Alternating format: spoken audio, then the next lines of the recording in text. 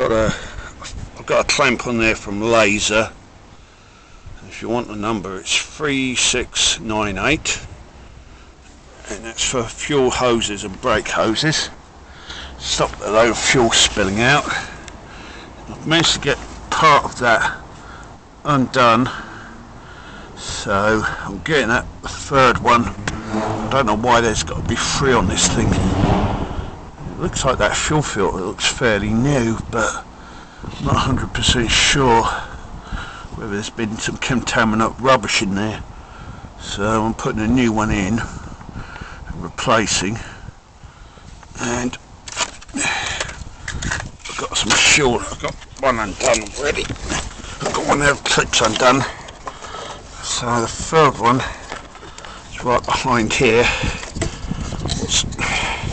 I'm going to try and get my yuck. That's leaking gasoline or petrol if you're in Europe.